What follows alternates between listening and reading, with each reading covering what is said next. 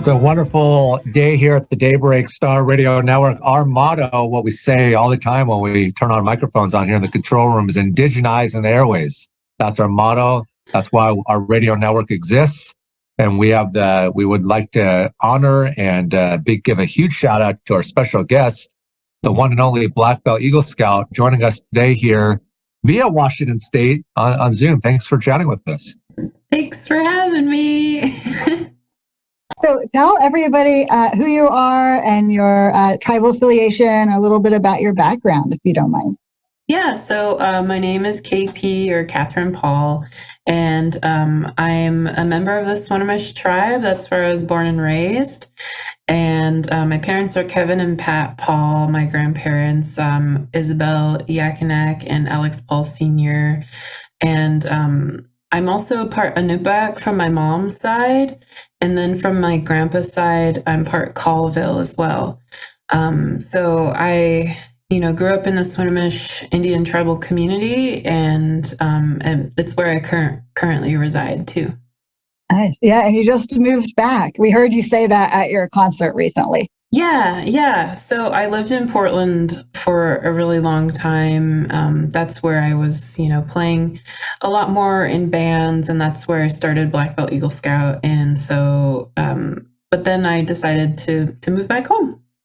So what was your inspiration? Where did that come from? I really wanted to do something where I was the main songwriter. Being in Portland, I played in a lot of bands. I collaborated with people. I played guitar in bands where I was like one of the songwriters. And then I also played drums in a couple bands where I was just like the drummer and I sang a little bit. And so I really just wanted to do something where I tried it out on my own with songwriting. And that's where I guess I just... I started Black Belt Eagle Scout kind of as like a side project, bedroom music, where I just would sit in my bedroom and play. And then I was realizing, I actually want to play these songs for people, I actually want to record an album. And then it became more of a serious project where it was my main thing. Awesome. Can you please discuss, themes and messages that, you like to present in your music for your fan base, when you're putting out new titles and when you're performing on stage? Yeah. So I'm putting out my third full-length album right now. It's called The Land, the Water, the Sky. And this particular album is about connection to land and how it's healing for myself. And I write a lot about my own self-identity. And it's sort of like the last album and the album before are kind of like documentations of time, I guess, and whatever I'm going through. And just I write a lot about feelings. So I play guitar a lot to just process things. And so this album and what I'm writing about currently is definitely still in that healing zone, but also it's about a journey, and it's about how my connection to where I'm from, to my homelands, how that helps me in my life, and how it's important to continue to nurture that for me and for my mental health, and I guess also just for the future of my generations.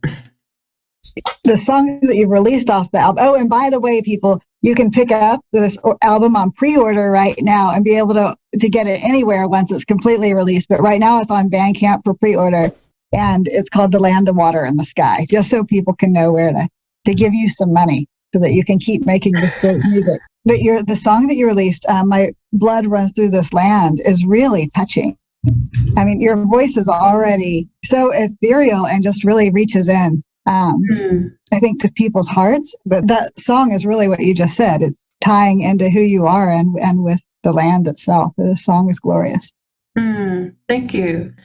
Yeah, that song, I wrote that song in a variety of stages. Some of the lyrics were written from time spent at this beach where I live called Swinomish Beach. There's some lyrics about rocks and water, but the other thing with the actual like lyric and the title, My Blood Runs Through This Land, I wanted to create an atmosphere of sound within the song where it feels like that's happening. And so there's these guitar solo parts where they kind of like they break up with the distortion, and I wanted to present them in a way that made them sound like they're running. And so those sounds in the song are supposed to be representative of how I feel about my ancestors and how I feel that, you know, they're powerful and that they are essentially, you know, they run through this land. And so I wanted to try and like, maybe if people, like, without hearing me speak about it, they might not like see that, but like I wanted to share a story about that. That's what that song is about, and that's what it comes from. Amazing. Next time I listen to the song, which is probably going to be as soon as we're done with this, I'm going to listen for that in there. That's great to know. Really heartfelt. Yeah. Black Belt, how does your experience as a member of the Swinomish tribe and, you know, being part of obviously the active community shape your perspective and artistic approach, you know, as an artist and as, you know, the youth? I always say the youth in terms of artists that are trying to climb up through the ranks, you're a big role model. You know, how does that, you know, that must feel great. And, you know, how do you define that? I feel like this is maybe something that happens beyond my tribe too, but within my tribe, we have this this teaching for our youth to that I feel like our elders, you know, have told us, and it's to go out, you know, get an education, get some job experience, or get some life experience, go out on this journey, and then come home and share with your people. That's something that's said within my tribe. I think possibly it's also something that's said within other tribes. But that being said, like I did that. I took that advice. I went out, I moved to Portland. I, you know, tried to figure out what it is in this world that I want. And that happened to be music. And so music is what also brought me back home. And while I was on this journey, I was like growing up and like figuring things out. And since moving back home, you know, I'm an adult now, and I'm trying to figure out who I am as an adult within my community. I think some people in my community, when I moved back, they hadn't really seen me since I was a kid, or like they knew me as a kid. And so being here, being as an adult, it's rewarding, but it's challenging because you're trying to just like find your place, your role within your community. And so I forgot your question. I just started going. Oh no, you're not. It's good to, like we talked about earlier. It's good to just kind of go off on I was going somewhere with this. I can't remember though, but they're growing into being a role model, maybe. Or oh yeah, so like I guess like I feel like I'm just, you know, still on this journey of figuring out who I am, and I can see that like, you know, other younger people do this sort of same journey. And so I think like, you know, I think what I'm trying to say is that I think everybody can do a journey like this. And that I think it's important to listen to the teachings of your elders and to, you know, it might be scary, but to just push through. But I think the good thing is that you always come home and you can always be around your community and have that support. Great answer. Thank you very much. yeah, and on that, honestly, I think you're talking about the journey, and I'm just thinking about some of your lyrics off your other albums and how personal they are. And the bravery it must take to write. It's writing that down and singing it in your bedroom or for your friends is one thing, but putting it out on stage for everybody to hear and to judge and to take in and to relate with their own experience, that's a different level of bravery. I think anyway, because you seem to put so much of yourself out there, and it's beautiful. Have you ever felt nervous about a song that you've presented, or? No, because I feel like when I play these songs, you know, they're about a variety of things. Sometimes I feel like with my songs, like I write them and they're about something, and then because they're so personal, they can change and they can be about something else. And so I feel like I don't really get that nervous about like presenting stuff, because I'm trying to learn to like sit within vulnerability and be okay with vulnerability, because I feel like doing that makes you a stronger person. And so as long as it's from a good place, I feel like as long as it's from a good place, and you could be saying something, but if it depends on where the place that it's from. If it comes in a weird place, it might hit somebody differently, or if it comes from a good place, it'll hit them in a good way. And that's also something I learned from my dad, and who learned this from my grandpa, because they're both my parents and my family had a drum group, Skagit Valley Singers, and the teaching was, sing from your heart. And I say that a lot to people because it's something that I think is important for everybody to learn, sing from your heart, sing in this good way. And I think as long as you do that, then everything will be okay. Thank you. That's actually great advice. Great advice to everybody, regardless of the industry that you're in. How would you say your music has evolved and grown over time, as an artist, from maybe different engineers, different producers that you've had the opportunity to work with throughout your career? Yeah, I feel like I've grown a lot with this new album that I've created, and that's because I, for the first time, have been open to working with people. The last two records, I tried to do everything myself.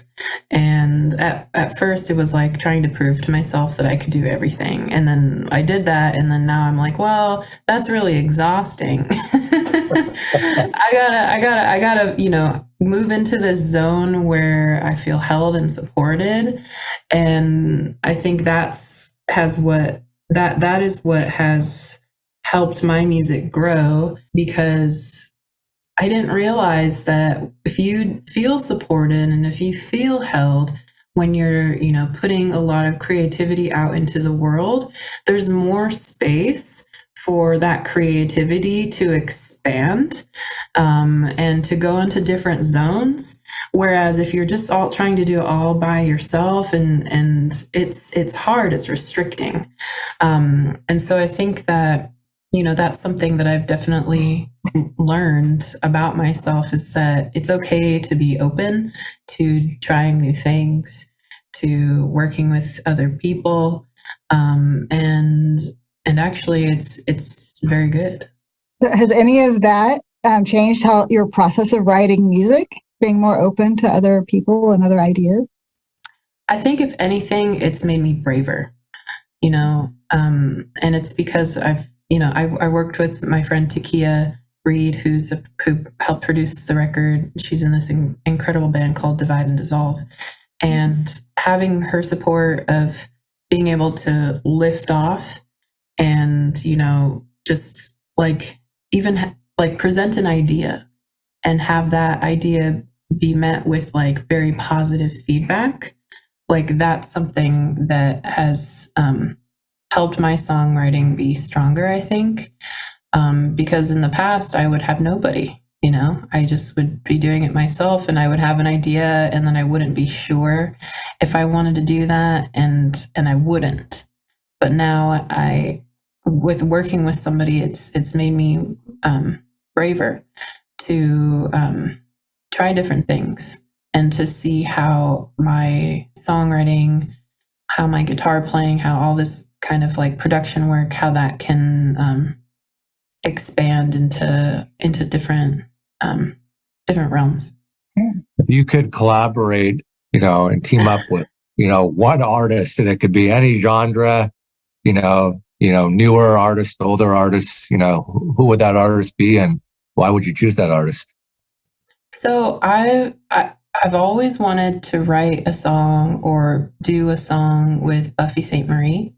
And I didn't start listening to Buffy's music until like later on, because like when I was a youth, I like loved pop music and I loved like, grunge music. And it wasn't until I was an adult that I started like listening to other music in different eras. And, I think that she's just such an incredible person. And I was able to interview her one time for She Shreds magazine. So I got to talk to her and we made a little connection. But I think that's something that would be really cool.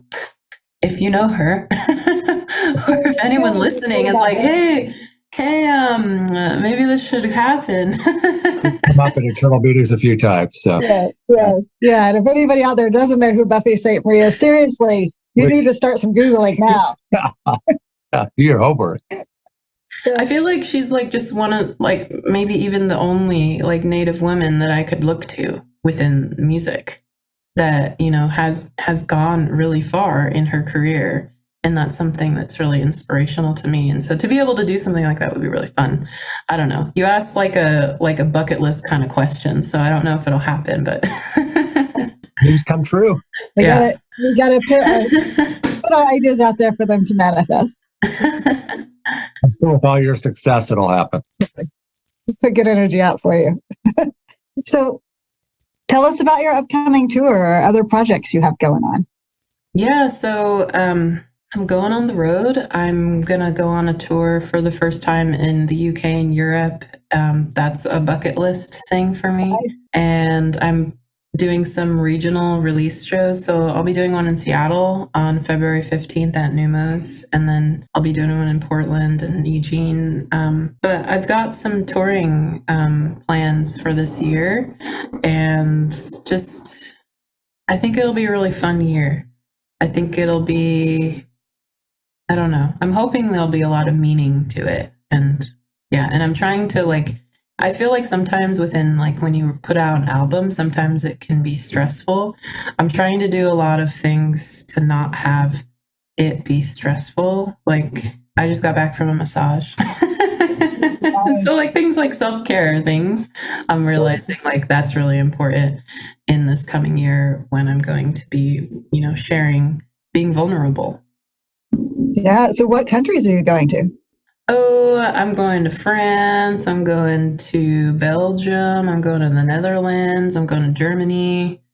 And then the UK. Nice. Big tour. Yeah. It's exciting. Yeah. Yeah, that'll be wonderful. Do you have merch? Are you gonna? Do you have? I'm sure you have merch. And what consists of your merch? Do you have hats, hoodies, T-shirts? What do you? I'm normally a T-shirt person. So I'll have some T-shirts. I'm gonna make some totes, and then just records and CDs and tapes. Yeah. How do you see your music connecting and resonating, with audiences and, nationally and internationally? Okay, I'm not sure what's going to happen in Europe because I've never played there before, so I don't know. I just hope that my band and I have fun doing this because it can be very tiring. And I hope that, we make some good connections with people. That's what I'm hoping for. I want, I think, to be able to connect with people on an in-person level because I need that balance in my life. There's so much of connecting online or on Zoom.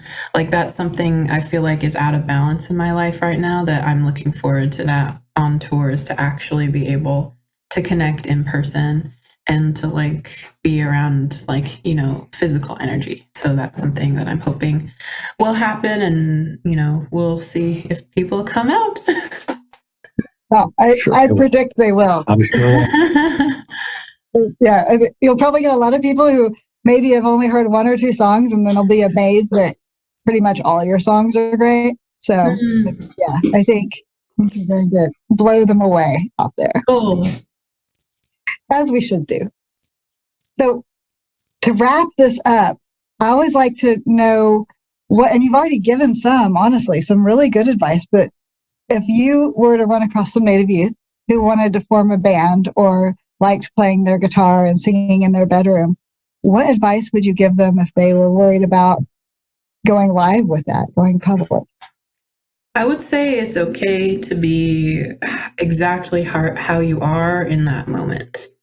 And that's because I remember growing up and being like, oh, not sure if like the sound that I'm making is what I'm supposed to be doing, like, you know, trying to like be somebody who I'm not. Like, that's a lot of pressure. And that's like, you know, something that I feel like if somebody had just said, it's okay, just do exactly what you're doing, and that's great. You know, trust in the process of what you're doing. Just be who you are. I think that's what I would like to share. You know, just be who you are. Advice. Great advice. Great advice. Just be who you are. Just don't fake the funk.